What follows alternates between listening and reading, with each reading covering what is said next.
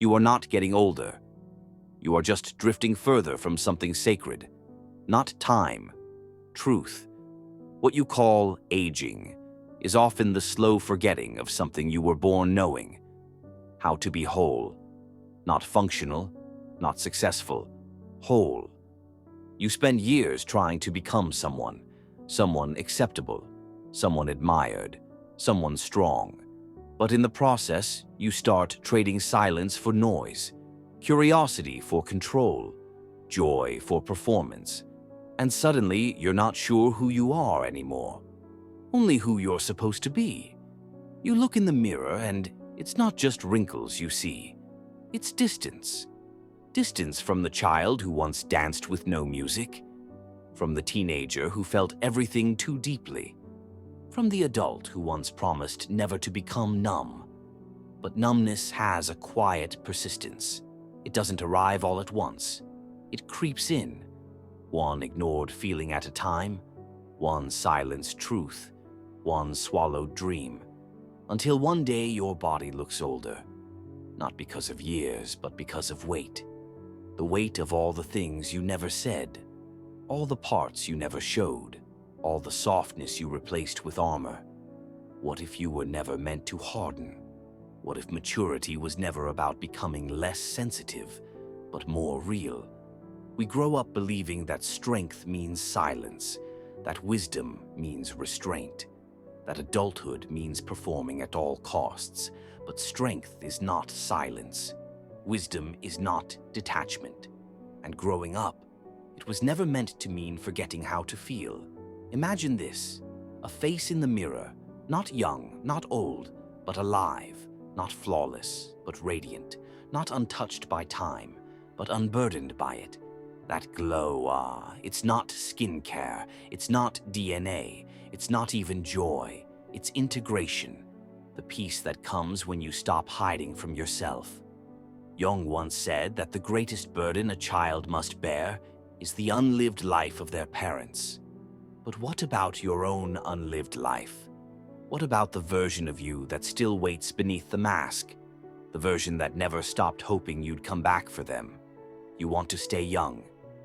Then stay close to that part. The part that still feels magic when it rains. The part that gets goosebumps from poetry. The part that cries without editing the tears. Youth isn't lost with time. It's lost with denial. And the body only begins to sag once the soul stops standing up. People say you change with age, but you don't. You reveal. You strip away what's fake until what's real is all that's left. Some call that decay. I call it revelation. You are not here to be admired. You are here to be felt, to walk into rooms and bring presence, not just posture. To be honest enough to shake the illusion that everything's fine.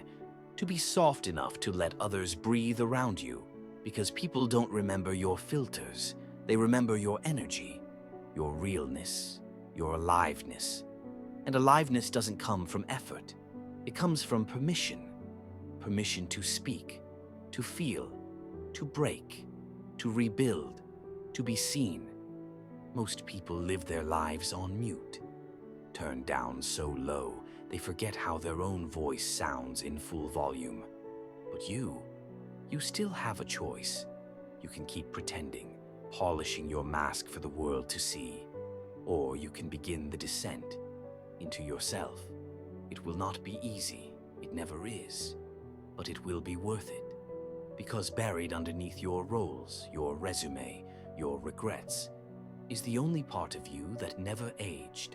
The witness, the watcher, the stillness behind your eyes, the part that's seen every chapter of your life and judged none of it. That's who you are. Not the body, not the name, not the story, the presence, the same one that stared at the stars as a child, that cried when a friend betrayed you, that laughed so hard you forgot what pain was. That's what's timeless, that's what's sacred. Aging is inevitable, forgetting is not. But the world wants you to forget. It wants you to buy more, chase more, prove more. Because someone who remembers their own soul cannot be sold a version of success that requires them to become someone else. Remember this: a wrinkle is not a flaw, it is a mark of presence. A gray hair is not decay, it is a strand of light. A tired face is not failure, it is a sign you lived, that you felt deeply, that you refused to shut down. The most radiant people I've ever seen were not the youngest. They were the ones who never left themselves. They stayed in conversation with their inner life, even when the world got loud, even when it hurt, even when silence felt impossible. They grieved fully. They loved ferociously. They didn't rehearse their laughter. They didn't apologize for their tears. They moved like people who didn't have a single part of themselves in hiding. And that, more than anything, kept them young. So, no, you don't need another anti-aging cream. You need to stop abandoning the parts of you that still believe in awe.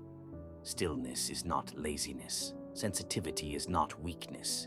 Joy is not childish. And aliveness, it doesn't come from chasing. It comes from returning. Returning to the one who never asked for applause. The one who didn't know how to fake a smile. The one who trusted the world until it taught them not to. That trust, you can rebuild it, not with the world, but with yourself. That child you buried, he's not mad. He's just waiting for you to slow down, to listen, to remember.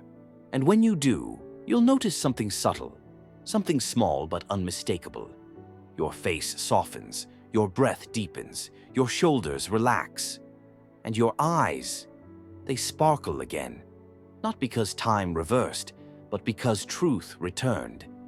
If this stirred something within you, don't forget to like, share your thoughts in the comments, and subscribe for more deep reflections every day.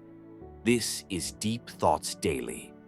Thank you for watching, and keep thinking deeper.